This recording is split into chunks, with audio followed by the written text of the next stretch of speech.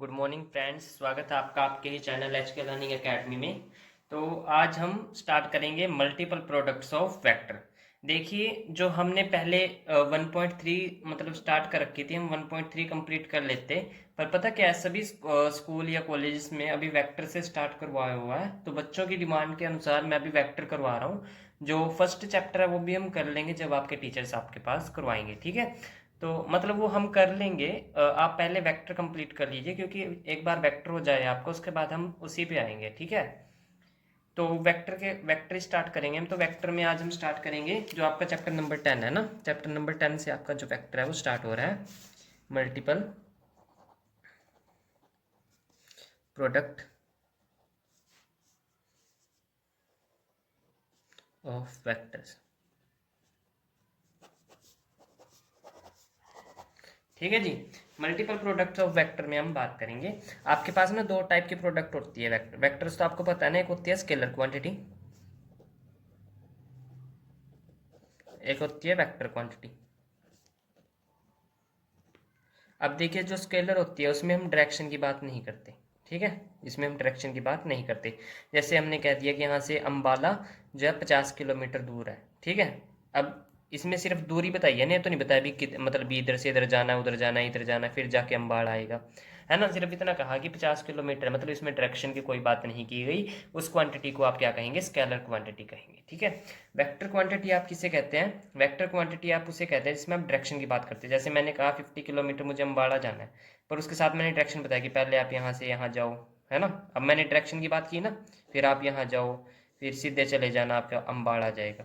अब मैं डायरेक्शन के साथ बात कर रहा हूँ, तो होती है आपकी वेक्टर क्वांटिटी, ठीक है जी। जैसे स्केलर का एग्जाम्पल आप लो, जैसे स्पीड। स्पीड का फॉर्मूला होता है डिस्टेंस अपॉन टाइम। स्पीड का मतलब क्या होती है? डिस्टेंस अपॉन टाइम, भी आपने कितने समय में कितने डिस्टेंस ट्रेवल किया। और वेलोसिटी एक वेक्टर क्वांटिटी है, मतलब आपने कितना डिस्टेंस कितने समय में ट्रेवल तो किया, पर किस डायरेक्शन के साथ किया। समझ में आ गई बात? इसमें हम डायरेक्शन को मायने देते हैं, इसमें डायरेक्शन को मायने नहीं देते। बस इतना फिलहाल डिफरेंस समझ लीजिए स्केलर और वेक्टर क्वांटिटी में, ठीक है।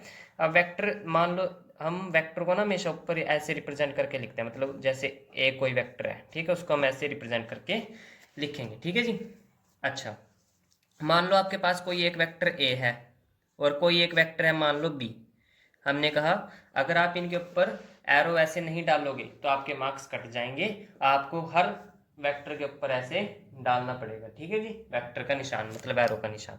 मान लो कोई दो वेक्टर जो कि थीटा डिग्री के एंगल पर इंक्लाइंड है एक दूसरे से, तो आपके पास दो टाइप की प्रोडक्ट होती होगी, इतना तो आपने पढ़ रखा है। मैं सिर्फ एक बार वैसे ही ओवरव्यू आपको दे रहा हूँ कि एक होती है डॉट प्रोडक्ट, एक होती है वेक्टर प्रोडक्ट। वेक्टर मतलब कि क्रॉस, ठीक है। डॉट प्रोडक्ट का मतलब क्या होता है? जैसे आपके पास ए डॉट बी, इसको हम क्या कहते हैं? Dot product. और इसको कैसे ओपन करते हैं? Magnitude of A magnitude of B into cos theta. देखिए, आपने +1 में पढ़ रखा है, मैं सिर्फ एक बार आपको फॉर्मूले यहाँ पे बता दूंगा, ठीक है जी। ये आपका डॉट प्रोडक्ट है। और क्रॉस प्रोडक्ट को कैसे लिखते हैं हम? A vector B vector sine theta, ठीक है। ऐसे आप क्या लिखते हैं? अपना क्रॉस और डॉट प्रोडक्ट को आप ऐसे ओपन करते हैं, ठीक है। जो थीटा है वो इन दोनों के बीच का एंगल होगा, और ये ए का जो ए मान लो इसका जो भी मैग्नीट्यूड होगा, और जो भी बी का मैग्नीट्यूड होगा, ठीक है जी। उसके बाद अच्छा, एक आपने सुना होगा आई कैप जे कैप के कैप, है ना। अब ये क्या होता है? मान लो अगर आप एक्स डायरेक्शन की साइड जा रहे हो तो आप लिखोगे उसके साथ आई कैप। मान लो आप गए यहाँ से, इस साइड गए आप 50 किलोमीटर, ठीक है। तो आप क्या लिखोगे भी? आप 50 किलोमीटर गए, आई कैप का मतलब एक्स एक्सिस की डायरेक्शन में, ठीक है जी। और अगर आप गए वाई एक्सिस पे, तो आप क्या लिखोगे? 50 किलोमीटर गए आप जेड एक्सिस। इसको हम जेड से, है ना, जेड वो जेड कैप से डिनोट करते हैं। अगर आप किस और गए, जेड एक्सिस के दौरान गए की ओर गए, तो आप लिखोगे के कैप, ठीक है।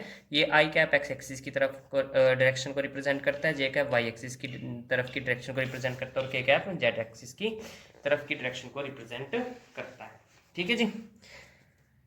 तो आपको समझ आ गया कैप जे कैप और के कैप। अब ना इसका थोड़ा रूल है, चलिए हम ना इसमें पहले चैप्टर में आने वाले क्वेश्चन पढ़ लेते हैं, या कोई चलिए यही देख लेते हैं। डॉट प्रोडक्ट में जो सेम सेम वेक्टर होते हैं उनकी वैल्यू क्या होती है? 1 होती है। जैसे 4 डॉट प्रोडक्ट,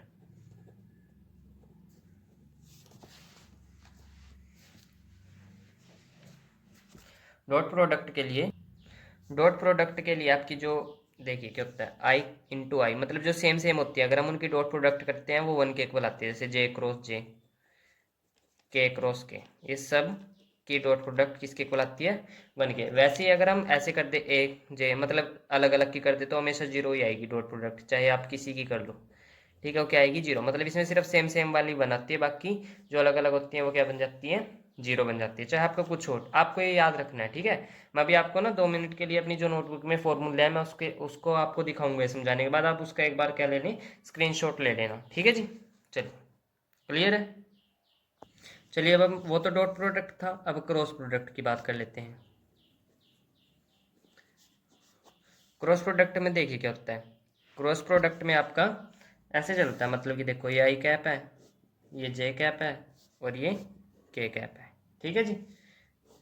तो आई से जे, जे से के, और के से, हाँ, मतलब अगर आप ऐसे चलोगे क्लॉकवाइज, ठीक है, क्लॉकवाइज चलोगे तो ये आपकी +1 वैल्यू देगा।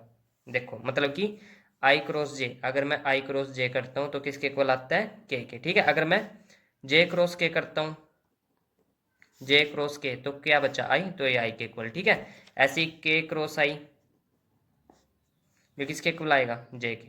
पर अगर मैं एंटी क्लॉकवाइज चला दूं, मतलब ऐसे, जैसे हमें चलना तो ऐसे था ना क्लॉकवाइज, अगर मैं ऐसे चलूं इससे उल्टा, आई क्रॉस के, तो किसके इक्वल आएगा, जे के इक्वल तो आएगा, पर माइनस के, क्योंकि हम उल्टा चल रहे हैं, ठीक है। ऐसे ही के क्रॉस जे किसके इक्वल आएगा, माइनस के आई कैप के, ठीक है। ऐसे ही, और बताओ, जे क्रॉस आई है ना, यही बच्चा बस। अब ये किसके इक्वल आएगा, माइनस के। समझ में आ गया आपको। मैंने समझा दिया कि अगर कभी आपको बाद में ज़रूरत पड़े तो ये आप ऐसे याद कर लेंगे, ठीक है जी। ये मैंने आपको याद करने का तरीका बता दिया है। अच्छा, अब एक फॉर्मूला लिखेंगे कि जब भी आपके पास दो वेक्टर किस में होंगे, पैरेलल में, when A vector and B vector are parallel to each other.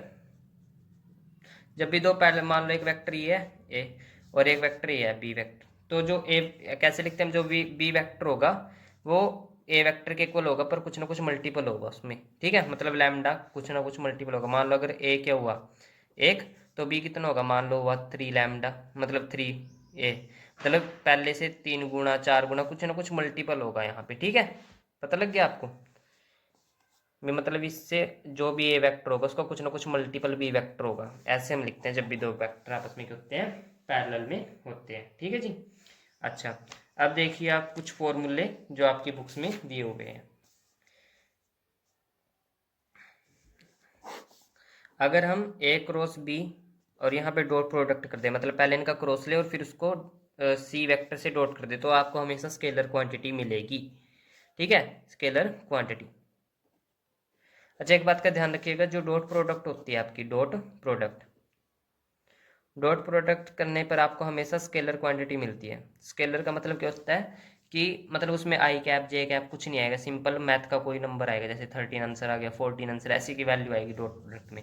जब आप स्केलर प्रोडक्ट करते हो, स्केलर सॉरी उसमें क्रॉस प्रोडक्ट में, तो आपकी वेक्टर क्वांटिटी आएगी, मतलब करने पर आई कैप जे कैप के कैप ऐसी कुछ ऐसी सी इसमें वैल्यू आएगी, जैसे आई cap plus j cap plus k cap.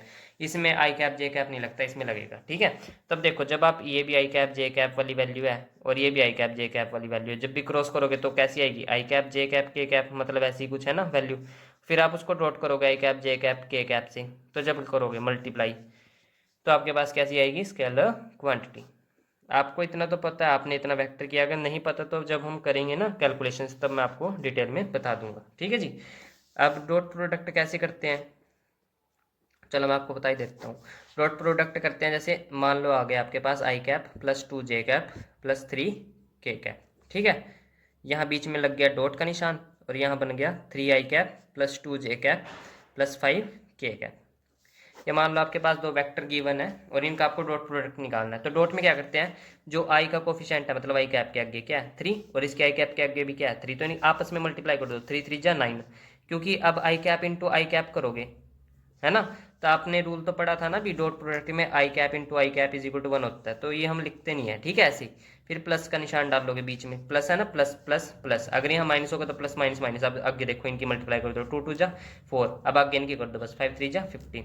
अब इनको ऐड कर दो, 9 और 4 13, 13 और 15 28, तो 28 आंसर आ गया। तो ऐसे निकालते हैं हम डॉट प्रोडक्ट, मतलब आई की आई के साथ मल्टीप्लाई, जे की जे के साथ, के की के साथ। तो ऐसे जैसे अब आपको समझ आ गया, तो चलिए अब हम एक और एग्जांपल ले लेते हैं ताकि आपको थोड़ी क्लैरिटी हो जाए, ठीक है।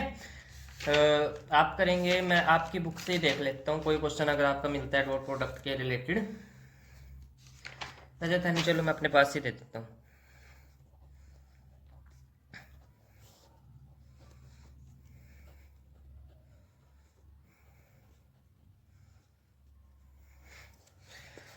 अब आप एक बात का ध्यान रखिए, आपको एक क्वेश्चन सोल्व करना और इसका आंसर कमेंट में लिखना है, ठीक है। मैं आपको देता हूँ ये क्वेश्चन करने के लिए, और प्लीज़ कमेंट जरूर करिएगा, हम आपके कमेंट जरूर पढ़ते हैं, ठीक है। चलिए ये आप कर लेंगे, मैं पता क्या ये आप करेंगे तो मैं इसके जैसे क्वेश्चन आपको, मतलब अगर आपको एक और समझना है तो मैं समझा देता हूँ ऐसा सा, ठीक है। तो देखिए आई कैप वाले के आई कैप के साथ 5 वन जा, इसके आगे 1 है ना, 5 वन जा 5 प्लस बीच में प्लस प्लस, ऐसी 4 वन जा 4, ऐसी 7 वन जा 7, तो कितना हो गया 7 और 5 12, 12 और 4 16 है ना, तो ये 16 आंसर आ गया। तो ऐसे आप क्या करते हो, डॉट प्रोडक्ट सोल्व करते हो। अगर आपको क्रॉस प्रोडक्ट सोल्व करनी है,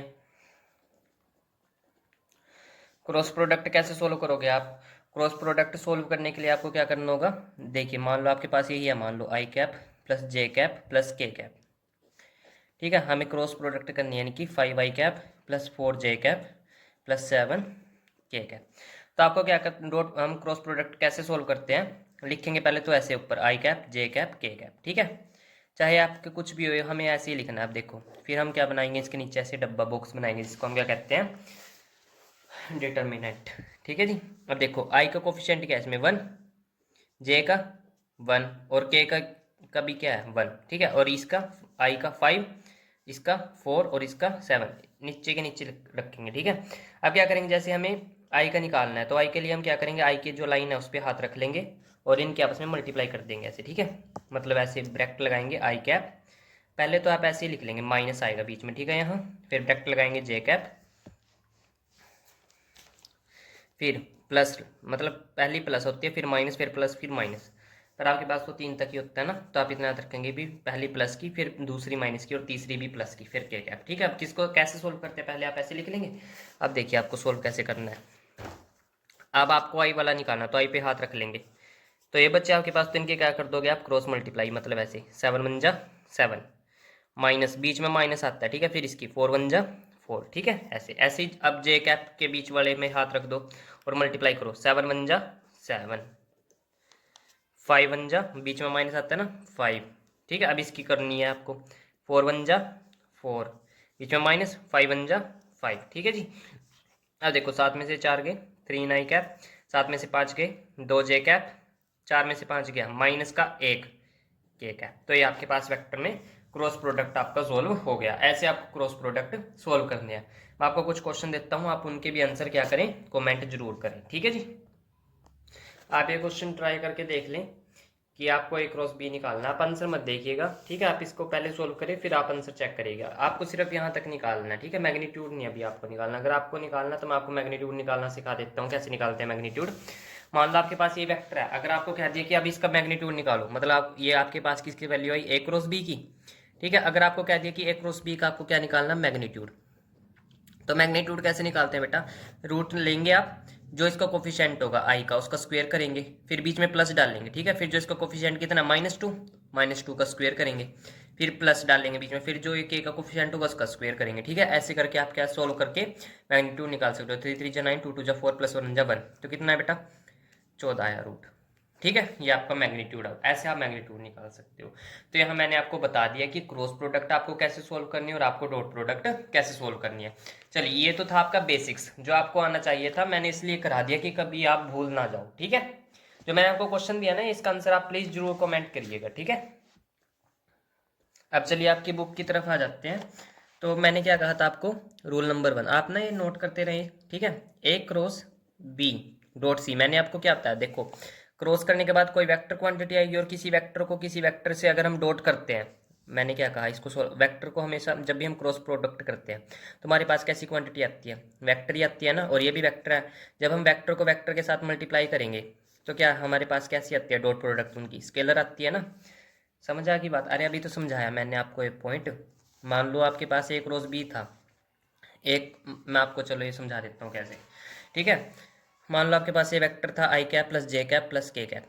ठीक है, बी वेक्टर था आपके पास 2 i cap plus 3 j cap plus 4 k cap. C vector था आपके पास i cap plus j cap minus k cap. तो पहले आपको ए और बी का क्या निकालना है, क्रॉस है ना, ए क्रॉस बी वेक्टर। तो कैसे निकालते हैं, आई कैप जे कैप के कैप पहले ऐसे रखोगे, फिर इसके नीचे क्या लगाओगे, मैग्नीट्यूड मतलब मोड। ठीक है, अब इनके कोफिशिएंट रखोगे, इसका कोफिशिएंट क्या है, ए और बी के रखने हैं आपको, क्योंकि इन्हीं का निकाल रहे हो ना। तो इसका एक, इसका भी एक और इसका भी एक, इसका 2 3 4 है ना, 2 3 4।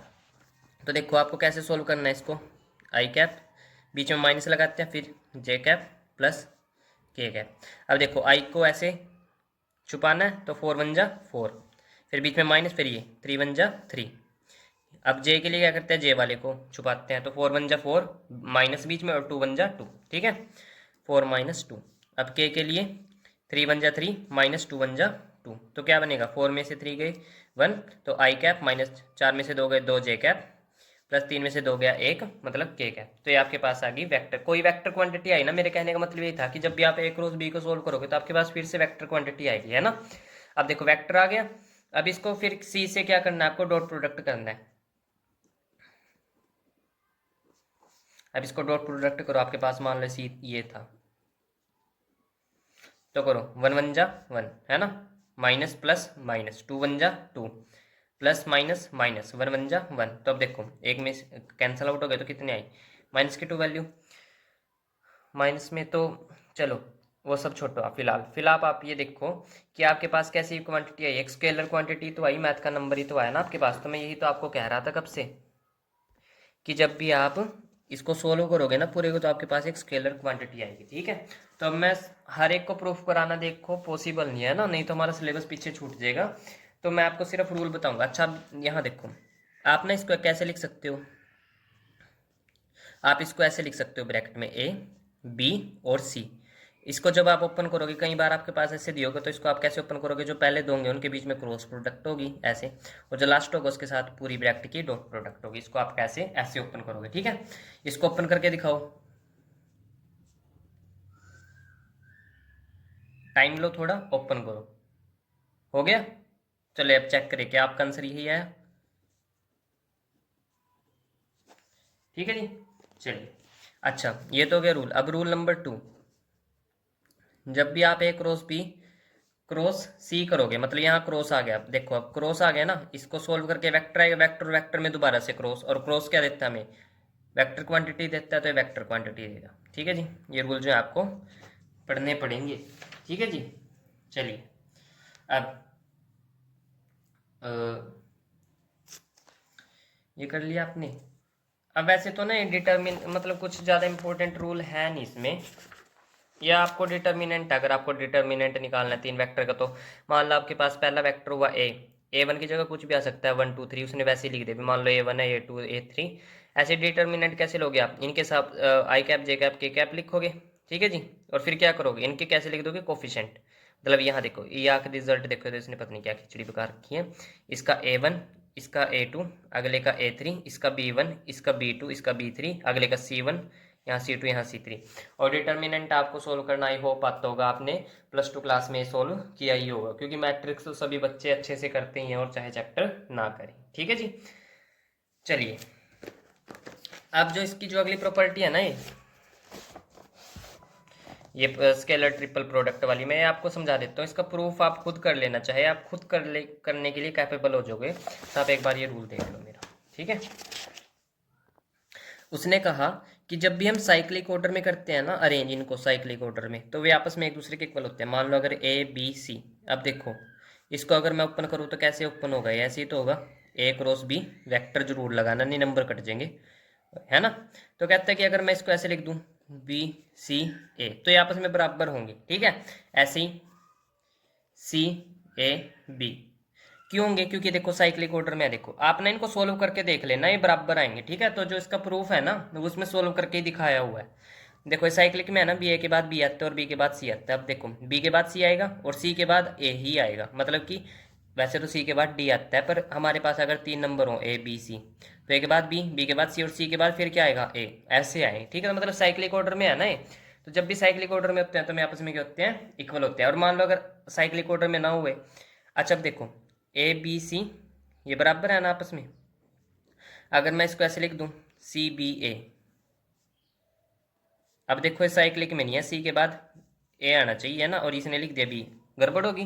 तो इसको हम कैसे लिखते हैं, बी ए बराबर हो सकता है अगर इसके अगर हम क्या लगा दें, माइनस लगा दें, तो ये इसी के इक्वल हो जाएगा। हम इसको ऐसे दोबारा से लिख सकते हैं, मतलब सी बी ए जो भी आपने लिखना हो।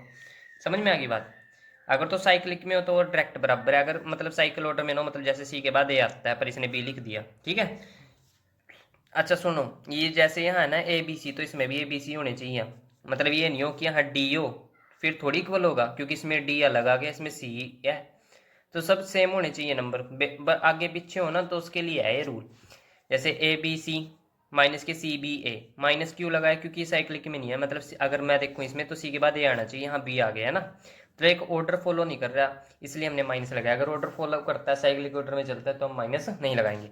ये इक्वल नहीं होंगे आपस में, ए बी सी, तभी आप लगा दो ए बी डी, क्योंकि देखो इसमें सी है इसमें डी है, तो इसमें सी नहीं है इसमें डी नहीं है, तो ये आपस में इक्वल नहीं होंगे। इक्वल कब होते हैं, मान लो बेशक ऐसे हो जाए, यहाँ बी के बाद सी और यहाँ ए, पर ए तो वही ना जो इसमें है, ए बी सी, इसमें भी बी सी ए। समझ में आ गई बात, ठीक है जी।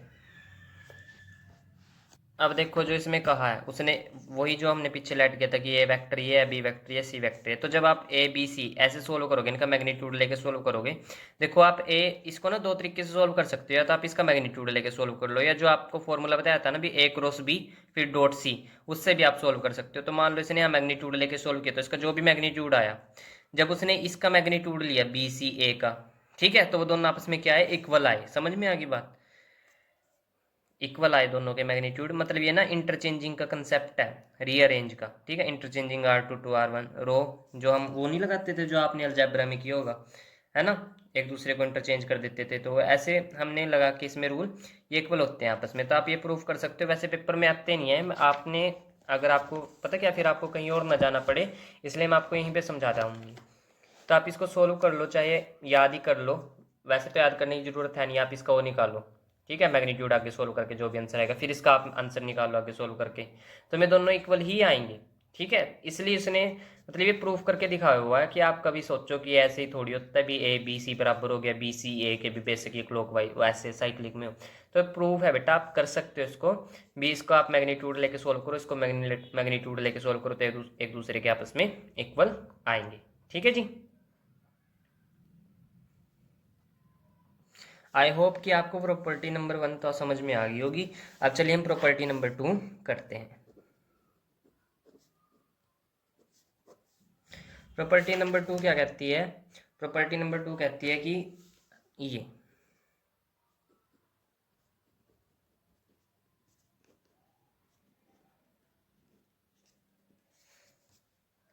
भी अगर आप ऐसे मतलब ये इसके इक्वल होता है, ये आपको याद करना है, बी जो ए, अगर बी यहाँ डॉट है तो आप इसको ऐसे लिख सकते हो, जो बीच वाला है ऐसे, एक इसके साथ जिसके साथ डॉट थी शुरुआत में ऐसे, ये याद कर लो आप, इसके साथ सी, ठीक है जी।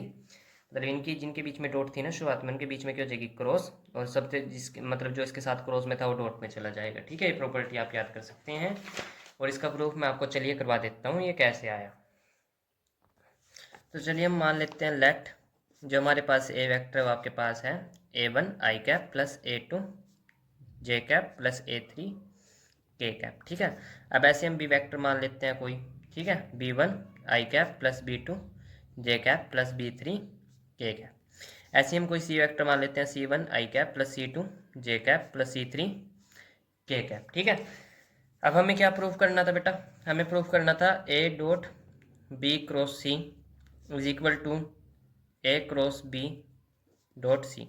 तो पहले हम ये निकाल लेते हैं बी क्रॉस सी, और इसको ए के साथ डॉट प्रोडक्ट करके देखते हैं क्या आंसर आएगा, ठीक है। अच्छा हम इसको ऐसे भी तो लिख सकते हैं, मैंने आपको बताया था ए बी सी है ना, जब भी आपके पास दो डॉट उसमें क्रॉस में और एक ऐसे हो, अब उसको ऐसे लिख सकते हैं, ठीक है। चलिए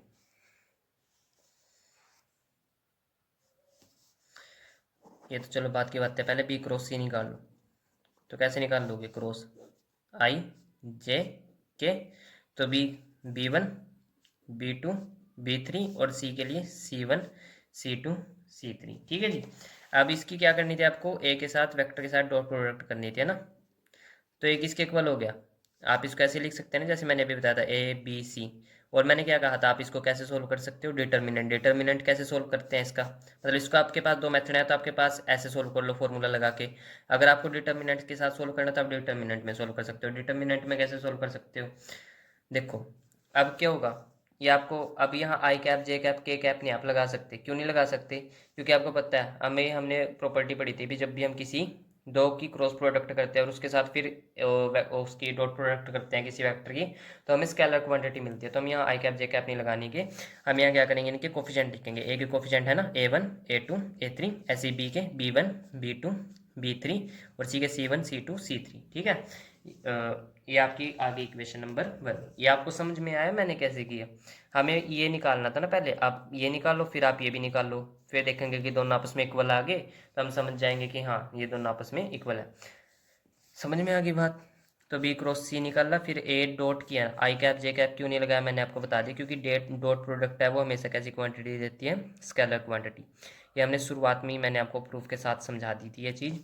ठीक है, इसलिए हमने आई कैप जे कैप, क्योंकि हम लगा लेंगे तो फिर आपको पता है कैसी क्वांटिटी मिलेगी, वेक्टर क्वांटिटी मिलेगी आपको। ठीक है, अब हम क्या निकाल लेंगे, इधर का है ना, ये होगी लेफ्ट हैंड साइड। ऐसे ए क्रॉस बी निकाल लो, ये तो क्रॉस है ना, तो इसमें तो आई कैप जे कैप के कैप लगेंगे। ए कितना है, A1 A2 A3 है ना, इनके कोफिशिएंट, और इसके B1 B2 B3। ठीक है, अब हमें क्या निकालना था, A O cross B dot C vector. तो कैसे निकाल लोगे आप, आपको पता है ना। यहाँ ए के कोफिशिएंट लिख लो A1 A2 A3, यहाँ बी के कोफिशिएंट लिख लो B1 B2 B3, और यहाँ सी के कोफिशिएंट लिख लो C1 C2 C3। ठीक है जी। अच्छा, तो ये आपका इक्वल आ गया ना, सेम टू सेम। अच्छा, वैसे तो आप ना इस पहले जो जैसे जो डॉट प्रोडक्ट में मतलब ब्रैकेट के बाहर आप उसको लिखते हो, तो पहले आप ऐसे लिख लो चाहे इसको C1 C2 C3, फिर आप अंदर पे जाते हो, तो यहाँ लिख दो A1 A2 A3 B1 B2 B3। ये डिटर्मिनेंट की प्रॉपर्टी है कि, ठीक है। अब देखिए, अब इसको सोल्व करके तो ऐसे आएगा, अब हमें इसको ऐसे कन्वर्ट करना है। तो देखिए ये रूल है आपका डिटर्मिनेंट का, कि जब भी आप दो रोज को आपस में इंटरचेंज करते हो तो माइनस का साइन लगता है। मान लो अगर आपको A1 A2 A3 ऊपर चाहिए था, तो आप पहले इसमें ऑपरेशन लगाओ कि जो R2 है वो इंटरचेंज कर दो R1 के साथ, तो ये ऊपर चला जाएगा, पर यहाँ बीच में माइनस आ जाएगा ना। A1 A2 A3 C1 C2 C3 और B1 B2 B3। अब हमें ये यहाँ लेके आना था, है ना। तो फिर हम दोबारा से इंटरचेंज करेंगे कि नहीं, दो रोज को, तो हम इंटरचेंज करेंगे R3 को किसके साथ, R2 के साथ। फिर दोबारा से माइनस आएगा, तो माइनस के साथ माइनस कैंसिल आउट हो जाएगा, और यहाँ B1 आ जाएगा, यहाँ B2, यहाँ B3, और यहाँ C1 C2 C3। देखो एक माइनस तो पहले से था, कब आएगा माइनस, जब भी आप किन्हीं दो रोज को आपस में इंटरचेंज करते हो, और एक माइनस दोबारा से आ गया, तो माइनस ने उस माइनस को आपस में कैंसिल आउट कर दिया, तो आपके पास यही रिजल्ट आएगा। ठीक है, मैंने डायरेक्ट लिख दिया था, मैंने आपको समझा दिया। ठीक है, अगर आपको इसमें भी कंफ्यूजन हो, देखो इसका भी प्रूफ करा देता हूँ। चलो मैं आपको जो प्रॉपर्टी नंबर 1 है आपकी, उसका भी प्रूफ आपको करवा देता हूँ। प्रॉपर्टी नंबर, देखिए प्रूफ आपको आने चाहिए ना, क्योंकि ये वेक्टर ऐसे ही है कि अगर आपको प्रूफ नहीं आएंगे ना, तो पता नहीं क्या एग्जाम में डाल दिया आपके पास। हाँ, अब की बार हम ना इसके साथ वो एग्जांपल्स भी करेंगे, मतलब पहले एक्सरसाइज करेंगे फिर एग्जांपल करेंगे, क्योंकि एग्जांपल भी इसके इंपॉर्टेंट है, थोड़े डिफरेंट से हैं। If the cyclic order of the vector is maintained,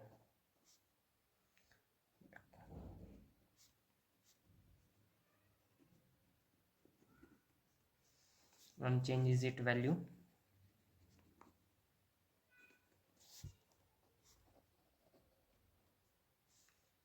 in sign only if two are interchange।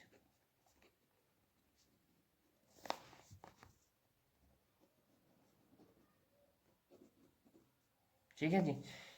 इसमें क्या कहा कि स्केलर ट्रिपल प्रोडक्ट, मतलब किन्हीं जो तीन वेक्टर उनका जो स्केलर ट्रिपल वो प्रोडक्ट है वो चेंज नहीं होगा अगर आपका जो साइक्लिक जो ऑर्डर है वो मेंटेन है। ठीक है, मतलब मैंने क्या कहा कि जो ए, अगर आप देखो A B C, बराबर होगा किसके, अगर आप देखो साइकिल में चल रहे हैं ना, बी ए के बाद बी, बी के बाद सी, अगर आपके पास 3 या ए बी सी है ना, तो अब इसका ये किसके इक्वल हो सकता है, सी के बाद ए आएगा फिर बी, है ना। तो दोनों साइक्लिक में है ना, तो ये क्या होंगे, इक्वल होंगे अगर हम इनका साइक्लिक ऑर्डर मेंटेन करके रखेंगे, हमें प्रूफ करना है। तो मान लो पहले मैं इसको निकाल लेता हूँ, मैंने आपको अभी बताया था ना पीछे कि इसको हम कैसे सोल्व कर सकते हैं, डिटर्मिनेंट लेके भी सोल्व कर सकते हैं ना, पर ऊपर आई कैप जे कैप नहीं आएगा। उसके लिए हमें मान लो आपके पास जो ए है वेक्टर वो ये है A1 आई कैप, वेक्टर लगाएंगे A2 जे कैप प्लस A3 के कैप, ऐसे ही बी वेक्टर क्या होगा, B1 आई कैप प्लस B2 जे कैप प्लस B3 के कैप, ऐसे ही सी वेक्टर आप निकालेंगे C1 आई कैप प्लस C2 जे कैप प्लस C3 के कैप, ये आपने लेट कर लिए, ठीक है बेटा। अब इसके कोफिशिएंट आपको यहाँ रखने हैं A1 A2 A3, ऐसे B1 B2 B3, ऐसे ही C1 C2 C3, ठीक है। अब आप ये आपके पास इसकी है कि वैल्यू, अब आप इसके लिए निकाल लो ऐसी सी ए, ये भी किस में है, साइक्लिक में है ना, तो इसके क्या क्या बनेगी, C1 C2 C3 और इसके A1 A2 A3। अच्छा ये ना डिटर्मिनेंट आप इसको ऐसे ना मैट्रिक्स में मत बनाना, नहीं काटा लग जाएगा पेपर पे, B3। अब हम इसको इसके इक्वल रखना है तो हम इंटरचेंज करने पड़ेंगे आपस में, है ना। तो करो इसको इसके साथ इंटरचेंज, रो1 इंटरचेंज करिए आपने किसके साथ, R2 के साथ, इंटरचेंज करते हैं तो माइनस का निशान लगता है ना, A1 A2 A3 ऊपर आ जाएगी और ये नीचे आ जाएगी, है ना, क्योंकि हम इसको इसके इक्वल प्रूफ करना, तो हम ये करेंगे तो है ना, ऐसे ही B2 B3। अभी हमें ये यहाँ लेके आना था, ये चीज़ हमें यहाँ लेके आनी थी, तो देखो इसको फिर हम इंटरचेंज करेंगे R2 रो को R3 के साथ, है ना, फिर दोबारा से माइनस लगेगा, एक माइनस ये और एक माइनस ये, तो माइनस माइनस कट के प्लस ही बन जाएगा, और ये क्या बनेगा हमारे पास, तो देखो ये आपके पास और एक ये आपके पास, यही चीज़ आ गई ना सोल्व करने के बाद। तो इस कारण हम कहते हैं कि जब भी हम ये दो चीज़ें हैं ना आपके पास इक्वल होंगी, क्योंकि इनका जो डिटर्मिनेंट है ना सोल्व करके वो इक्वल आएगा आपके पास, ठीक है। अच्छा क्या मैं अगर इंटरचेंज ना करता तो क्या आंसर आपका सेम नहीं आता, नहीं सेम आता, क्योंकि हमें तो यहाँ प्रूव करना है ना, हमारे पास वैल्यूज तो है नहीं 3 4 5 जो हम सोल्व करके दिखाए हैं ना, इस कारणवश हमें आपको ऐसे इंटरचेंज करके बताना पड़ गया। तो आप कर लोगे प्रूफ, बुक में जैसे भी दिया आप ऐसे कर लो। अच्छा अगर आपको एक प्रूफ करना है, मान लो ए सी ए बी, है ना, और आपको प्रूफ करना है ए सी बी, तो आप दोनों कैसे डिटर्मिनेंट लो, रो इंटरचेंज करो बराबर करने के लिए, तो माइनस का निशान आएगा, देखना पक्का, ठीक है। आप काम खुद करो, फिर भी आपको डाउट रहता है तो मैं अगली नेक्स्ट वीडियो जो बनाऊंगा उसमें आपको बता दूंगा, पर उसके लिए आपको कमेंट करना पड़ेगा ना, बिना कमेंट के मुझे नहीं पता लगेगा आपको क्या समझ नहीं आ रहा है। अब मैं इसका प्रूफ नहीं करवाऊंगा, या करवाऊँ, चलो करवा देते हैं। देखो अगर आपके पास जैसे मान लो ये है, अगर आपके पास कोई भी दो वेक्टर एक जैसे हो तो उसका जो अगर आप डिटर्मिनेंट सोल्व करोगे तो हमेशा क्या आएगा, जीरो ही आएगा, ठीक है जी। आप सोल्व करके देख लेना। अब इसको ना इसमें जो प्रूफ है उससे नहीं समझाऊंगा, मैं आपको ऐसे समझा देता हूँ, जैसे मान लो 2 2 1 2 3 1, सॉरी यहाँ ये सेम होने चाहिए ना दो, क्योंकि दो वेक्टर सेम है, 3 3, यहाँ 2 लगा लो। अब दो वेक्टर सेम है तो क्या कह रहा है, आंसर आपका जीरो आएगा ना। तो इनको ऐसे सोल्व करते हैं ना डिटर्मिनेंट लेके, आप अगर आपके पास आप प्रॉपर्टी लगाना चाहते हो तो आप ये लगाओ, एक रो से डॉट पी सी, है ना, आपके ऊपर है।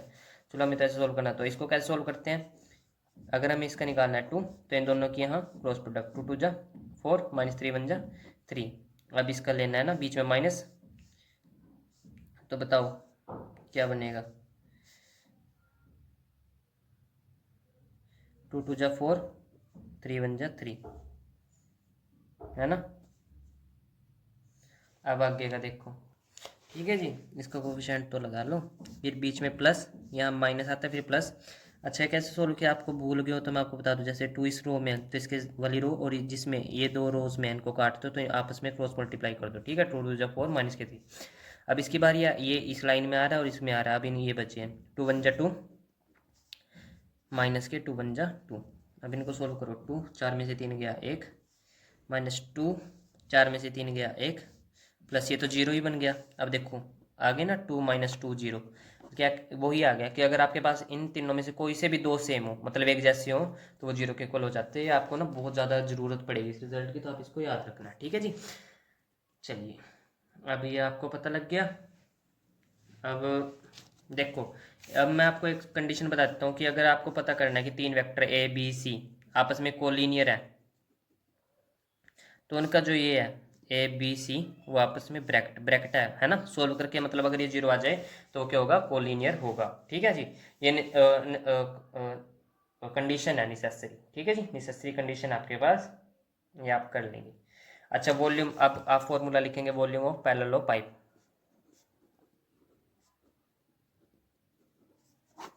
वॉल्यूम ऑफ पैरेलल पाइप कैसे निकालते हैं, ए बी सी, इसको हम क्या कहते हैं, वॉल्यूम ऑफ पैरेलल पाइप। मतलब कि बस ये साइक्लिक ऑर्डर में होना चाहिए। जैसे मान लो आपके पास चाहे ये हो, ये भी वॉल्यूम ऑफ पैरेलल पाइप है, ठीक है, वी के इक्वल है। पर अगर ये साइक्लिक में ना हो, ठीक है, साइक्लिक में ना हो, मान लो ऐसा क्या ए सी बी, तो ये माइनस के इक्वल आएगा, है ना, माइनस के वी के, मतलब जो भी वैल्यू होगी वो माइनस, इधर शिफ्ट कर दो आप ऐसे तो माइनस में आएगी। ठीक है जी, वैल्यू, मेरा कहने का मतलब माइनस इधर शिफ्ट कर दो, ठीक है, क्योंकि ये साइक्लिक में नहीं है तो ये वॉल्यूम ऑफ पैरेलल पाइप हो जाएगा आपके पास। ठीक है, मैं आपको बेसिक कंसेप्ट करा रहा हूँ इसके। अच्छा जी, ये रूल तो मैंने आपको बता दिया था ना कि ए क्रॉस बी क्रॉस सी बराबर होगा। अब कैसे करते हैं इसको, मान लो इसके साथ डॉट प्रोडक्ट है इसकी, तो आप इसको ऐसे भी लिख सकते हो, कैसे, बिन दोनों के बीच में क्रॉस कर दो, इसको ऐसे ही रख दो, है ना। ऐसे भी लिख सकते हो इसको। अब देखो मान लो ये आ गया आपके पास ए वेक्टर, है ना, आप इसको कैसे लिखोगे, ये ऐसी जिनके बीच में क्रॉस और इन दोनों के बीच की मल्टीप्लाई कर दो, यहाँ डॉट लगा के सी क्रॉस ए। ठीक है जी, तो आप इसको याद कर लेंगे, है ना।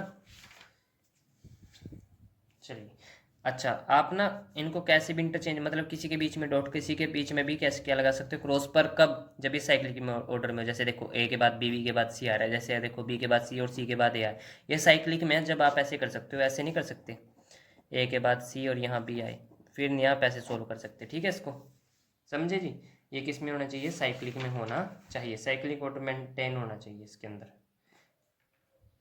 कोलिनियर की कंडीशन बता दी मैंने आपको। अब चलिए हम निकालते हैं volume of tetrahedron. Volume of, ये लास्ट टॉपिक रह गया बस आपका, वॉल्यूम ऑफ टेट्राहेड्रन। ये मान लीजिए आपके पास कोई भी क्या है, टेट्राहेड्रन है, ए बी सी, ठीक है, इसके क्या होते हैं 4 पॉइंट्स, एक ये और एक बीच में सेंटर पे। ठीक है जी, यहाँ से मान लो यहाँ तक का डिस्टेंस उसने दे दिया, भी ये वेक्टर है यहाँ से यहाँ तक की, और ये आपका जा रहा है यहाँ पर सी वेक्टर, और ये आपका जा रहा है बी वेक्टर, ए से सी की तरफ बी वेक्टर है आपका। ठीक है, तो पहले हम, पता क्या है, ये ना आपके पास क्वेश्चन भी है, तो मैं आपको यहीं करा देता हूँ ये क्वेश्चन। ये क्वेश्चन नंबर है आपका, इसमें एक्सरसाइज का क्वेश्चन है बेटा, ये आपके एक्सरसाइज में आपका क्वेश्चन है 10, क्वेश्चन नंबर 10 है ये आपके पास यहीं से। ठीक है, अब देखो इसको कैसे लिखते हैं, पहले तो प्रूफ देखते हैं। पहले आप लिखेंगे कि लेट आपके पास ए बी सी डी, आपको प्रूफ करना है कि, चलो आप क्वेश्चन में पढ़ लेना, हमको इसका ना वॉल्यूम निकालना है। पहले तो आपको वॉल्यूम कैसे निकालते हैं वो देख के, मान लो आपके पास ए बी सी डी, ये जो आपका पॉइंट है ना ए बी सी, ये आपका ए है और ये डी है पॉइंट आपका। A B C D is a tetrahedron whose, जिसके 3 जो एज आपके पास दिए हुए हैं ना, 3 एज कौन कौन से हैं आपके पास, ए से बी और ए से सी और ए से डी, है ना, 3 एज है ना ये आपके पास। देखो बीच में ऐसे है, मान लो ये ट्रायंगल नीचे ऐसे, और यहाँ पे एक पॉइंट है जो यहाँ पे ऐसे ऊपर लाई कर रहा है इस ट्रायंगल के, तो यहाँ से यहाँ तक की डिस्टेंस, ठीक है, यहाँ से यहाँ तक की डिस्टेंस, यहाँ से यहाँ तक की डिस्टेंस, समझ नहीं है आपको। देखो ऐसे ये आपके पास ट्रायंगल और आपके पास ये पॉइंट है यहाँ पे जो इससे थोड़ा ऊपर लाई कर रहा है, तो यहाँ से यहाँ तक की डिस्टेंस इस ट्रायंगल, इसको थोड़ा बड़ा बना देते हैं, यहाँ से यहाँ तक की, इस कॉर्नर तक के ये थोड़ा ऊपर है ना, इसको ए से बी ऐसे, इस कॉर्नर से इस पॉइंट तक की जो कि थोड़ा ऊपर है, ए से सी ऐसे, इससे, ठीक है, ऐसे। तो पता लग गया आपको जो हुज, जो इसके एज है वो कौन कौन से हैं, ए से बी, ए से सी और ए से डी, जो इसके क्या है, whose A B C D are edges. ठीक है, और ये 3 वेक्टर से रिप्रेजेंट, मान लो ए से जो बी की वैल्यू है वो किसके इक्वल आई, ए वेक्टर हमने लेट किया हुआ है, और ए से सी वो किसके इक्वल है, बी वेक्टर के, और ए से डी जो हमारे आज है वो हमारा सी वेक्टर के इक्वल है, मान लो, है ना। अब वॉल्यूम कैसे निकालते हो टेट्राहेड्रन का, फॉर्मूला आपको पता ही होगा, वॉल्यूम ऑफ टेट्राहेड्रन आपने 8th क्लास में किया होगा, नहीं किया तो मैं आपको बता देता हूँ। फॉर्मूला होता है 1/3 area of triangle A B C, जो आपके पास ये ट्रायंगल है ना, ए बी सी, ए बी सी, ठीक है जी। और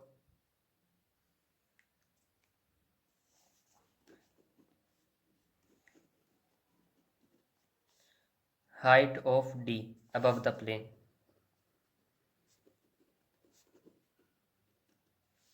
above the plane A B C. देखो ये कैसे लाई कर रहे हैं, ये ऐसे हैं कि जो ए बी सी है आपका वो तो एक प्लेन में है, मतलब ये ऐसे, और जो डी है ना वो यहाँ से मतलब ऐसे है, थोड़ा ऊपर है, ठीक है। मतलब ये तो तीनों एक प्लेन में लाई कर रहे हैं, मतलब इस प्लेन में है, मान लो जो डी पॉइंट है वो इस प्लेन में नहीं है, इससे थोड़ा ऊपर है, परपेंडिकुलर है, मान लो ये इस प्लेन में है, यहाँ ऊपर है, ये ऐसे ऊपर है इससे, ठीक है, ऐसे ये तीनों एक प्लेन में लाई कर रहे हैं ऐसे। ये ए है, ये बी है और ये सी है, और जो डी है ना वो दूसरे प्लेन में है, मान लो, ठीक है, ऐसे ऊपर है। अगर ये इस प्लेन में है तो ये दूसरे प्लेन में है ऐसे, ठीक है जी। तो जो आपका डी पॉइंट है वो कैसे है, ऐसे लाई कर रहा है, और ए से उसका जो डिस्टेंस है वो सी वेक्टर है, ठीक है, ऐसे ए से बी और ऐसे ही ए से। तो ये आपका फॉर्मूला होता है। तो 1/3 एरिया ऑफ ट्रायंगल कैसे निकालते हैं आप। अब देखो जो एरिया ऑफ ट्रायंगल है ना वो आपको दिख रहा होगा, अगर मैं यहाँ पैरेललोग्राम बनाऊँ, पैरेललोग्राम आपको पता ही होगा, ऐसी बनती है पैरेललोग्राम। तो आप देख रहे हो ना, ये जो बीच में अगर ये आपको ट्रायंगल दिख रही है, ये अगर मैं इसको थोड़ा आगे वो बनाऊँ ना तो ये पैरेललोग्राम ही है इसको, और ये जो आपके पास ट्रायंगल में हिस्सा दिया हुआ है ना, या आधा हिस्सा है इसका, है ना। तो आप यहाँ लिख सकते हो भी, मैं पूरे पैरेललोग्राम की जगह अगर इसके आधे हिस्से का क्या निकाल दूँ, एरिया निकाल दूँ, है ना, इसकी जगह area of triangle A B C का क्या है, area of triangle A B C half of area of parallelogram multiply height, ठीक है जी। अब देखो ये वही 2 बाहर ले लो, 1/6 area of parallelogram multiply height, ठीक है जी। तो ये आ गया था आपके पास। अब देखो वॉल्यूम का फॉर्मूला क्या होता है, वॉल्यूम का फॉर्मूला होता है एरिया इंटू हाइट, है ना। अब आपको दिख रहा है एरिया, ये हाइट है, तो ये क्या हो गया, वॉल्यूम नहीं बन जाएगा सारा। अब इसको लिख सकते हैं वॉल्यूम ऑफ पैरेललोपाइप्ड, क्योंकि ये पूरा तो क्या था, टेट्राहेड्रन था ना। अब ये पूरा किसका वॉल्यूम बन जाएगा, पैरेललोपाइप्ड का, ठीक है जी। क्योंकि पैरेललोग्राम की जो मतलब इस ट्रायंगल की जो आपके पास एडजेसेंट है उसका जो एरिया है और हाइट से मल्टीप्लाई करने पर हमें पूरे का पूरा वॉल्यूम मिल जाता है, ठीक है। ये आपको ध्यान रखनी पड़ेगी बात। वॉल्यूम का फॉर्मूला होता है एरिया इंटू हाइट, ठीक है, पाइप्ड। तो वॉल्यूम कैसे निकालते थे हम, अभी हमने पीछे भी फॉर्मूला पढ़ा वॉल्यूम ऑफ पैरेललोपाइप का। अच्छा, एरिया ऑफ पैरेललोग्राम में क्या क्या साइड्स थी आपके पास, ए बी और ए सी, तो ए बी ए सी, है ना, और हाइट कितनी थी, ए सी डी, तो ए डी। तो ये आपको मिल गया, ठीक है। इसको आप कैसे भी सोल्व कर सकते हो, डिटर्मिनेंट लेके, और कहीं केस में आप इसको ऐसे भी सोल्व कर सकते हो, A B dot A C, sorry A B यहाँ डॉट लगाओ, A C cross A D, या फिर ए बी क्रॉस ए सी, है ना, डॉट ए डी। आप कैसे भी इसको सोल्व करें, ठीक है जी। तो ये आपके पास वॉल्यूम ऑफ पैरेललोपाइप की जो डेरिवेशन थी वो मैंने आपको करा दी है, ठीक है। ये आपको पता लग गया होगा कि जब भी हम एरिया को हाइट से मल्टीप्लाई करते हैं तो हमें वॉल्यूम देता है, ठीक है। आपकी बुक में जैसे भी की हो, आप वहाँ से करना चाहें वहाँ से करें, यहाँ से करना चाहते हैं वहाँ यहाँ से करें। अच्छा, अब आपके पास ए बी कितना था, ए से बी ए वेक्टर था, और ए से सी कितना था आपके पास, बी वेक्टर था, और ए से डी कितना था आपके पास, सी वेक्टर था। तो आप इसको ऐसे ले सकते हो, ठीक है जी। तो ये आप कर लेंगे। अब मैं आपको ना कुछ फॉर्मूलाज प्रोवाइड करवा देता हूँ ताकि आप क्या करें। अच्छा, ये देखिए वेक्टर है ए बी सी डी, ये आप ऐसे कर लेंगे ना यार, मतलब ए बी कैसे निकालते हैं, जो पीछे होता है उसका वेक्टर बी माइनस ए सी सी माइनस ए। ये मैं आपको आगे क्वेश्चन होंगे तो मैं आपको बता दूंगा, बाकी ये बेसिक कंसेप्ट है आपके। अब देखिए ये अगर आपके पास 4 वेक्टर हैं ए बी सी डी और वो सेम प्लेन में लाई कर रहे हैं, मान लो कोई प्लेन है, यहीं वेक्टर ए पड़ा है, यहीं बी, यहीं सी और यहीं डी, जब आप उनका वॉल्यूम निकालते हो ना तो 0 आएगा, क्योंकि वो सेम प्लेन में लाई कर रहे हैं, उनकी कुछ हाइट ही नहीं है, हाइट तो होनी पड़ेगी ना। अब हाइट नहीं है क्योंकि सेम प्लेन में लाई कर रहे हैं, तो उनका जो भी टेट्राहेड्रन का वॉल्यूम आएगा वो 0 आएगा, ठीक है। क्योंकि आपको पता है कि अगर मैं इसमें पानी डालता हूँ ये एक ही प्लेन में, तो क्या इसको इसमें कुछ पानी आएगा, कुछ ना कुछ हाइट तो मतलब ये डब्बा तो बनना चाहिए ना इसका, पेज का थोड़ा ऊपर तक हो ताकि मैं इसमें पानी भर सकूँ, ठीक है जी।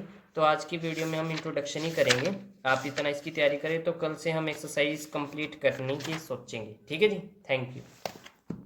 ऐसी और वीडियो के लिए हमारे चैनल को सब्सक्राइब करें, और आपको जिस भी टॉपिक पर वीडियो चाहिए आप प्लीज़ कमेंट करें। कमेंट और लाइक हमें ज़रूर चाहिए। तो अगर हम थोड़े थोड़े दिनों बाद हम इसमें फिजिक्स भी कंप्लीट कराएंगे और आपकी केमिस्ट्री भी देखेंगे, ठीक है जी। तो पूरी बीएससी के फोर्थ सेमेस्टर के लिए प्लीज़ आप सब्सक्राइब करें। और ये नहीं है कि आपको फोर्थ सेमेस्टर का ही सिलेबस मिलेगा, जैसे जैसे हम आगे बढ़ते चले जाएंगे तो हम वो भी कवर करते चले जाएंगे, क्योंकि मैं खुद भी एक बीएससी का स्टूडेंट हूँ। मैं पढ़ाई के साथ साथ आपको सिलेबस करा रहा हूँ, क्योंकि मैंने देखा है कि जो काफ़ी चैनल्स होते हैं वो पूरा सिलेबस नहीं करा पाते, में कुछ एग्जाम्पल्स कराते हैं और फिर बच्चा उलझ जाता है मान लो कुछ क्वेश्चंस में, तो कहते हैं कि हमारा बैच लो। ठीक है, तो मैं आपको फ्री कंटेंट प्रोवाइड करूंगा, तो इसके लिए आप प्लीज़ चैनल को सब्सक्राइब कर ले। तब तक के लिए थैंक यू, बाय बाय।